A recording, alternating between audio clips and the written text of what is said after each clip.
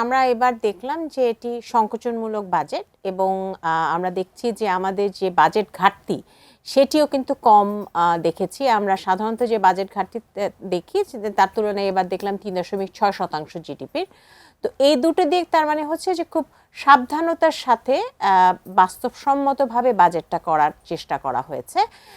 এর পাশাপাশি যে একটা জিনিস সেটি হচ্ছে যে আমরা আমাদের যে সার্বিকভাবে এখন অর্থনীতির বিষয়ে যে চ্যালেঞ্জগুলোর কথা একটু আগে বক্তা বললেন, সেই চ্যালেঞ্জগুলোর বিবেচনায় আমাদের সার্বিকভাবে আমাদের কিন্তু 3টি চ্যালেঞ্জ ছিল।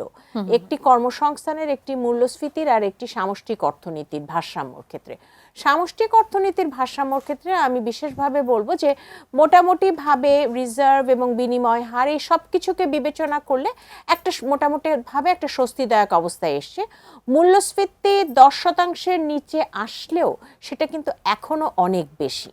আর আরেকটি যেটি মূল বিষয় সেটি হচ্ছে যে মূল্যস্ফীতিকে নিয়ন্ত্রণ করবার জন্য বা মূল্যস্ফীতিকে লাগামে রাখার জন্য কিন্তু এই বাজেটটাকে মোটামুটি একটা সংকোচনমূলক বাজেটের যে প্রস্তাবনা সেটি একটি ইতিবাচক দিক।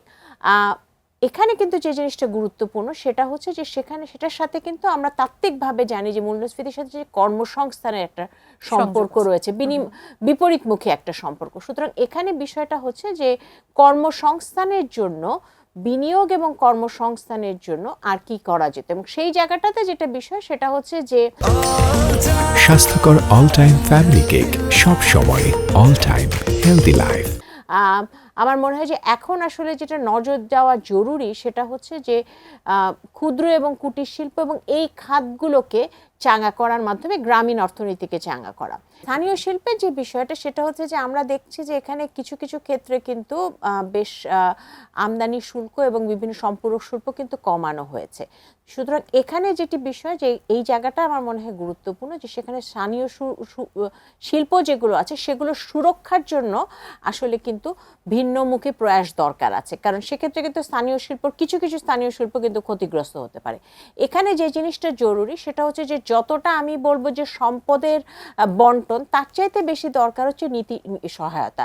এবং নীতি সহায়তা হচ্ছে যে যেমন আমরা চিন্তা করতে পারি যে বিভিন্ন শিল্প নগরীগুলো কেন্দ্রিক উদ্যোক্তাদের জন্য কিছু সাপোর্ট দেওয়া, এর পাশাপাশি স্থানীয় শিল্পের জন্য বিভিন্ন কাঁচামাল এবং অন্যান্য বিভিন্ন ধরনের সরবরাহ ব্যবস্থার ক্ষেত্রে সহায়তা দেওয়া, অর্থাৎ যতটা না সম্পদের তার চাইতে নীতি সহায়তা, এবং এর মাধ্যমে স্থানীয় শিল্পগুলোকে কিছুটা সাপোর্ট দেওয়া এবং কিছুটা প্রোটেকশন দেওয়া, সেই জায়গাটাতে আমার মনে হয় একটা দিক নির্দেশনা জরুরি।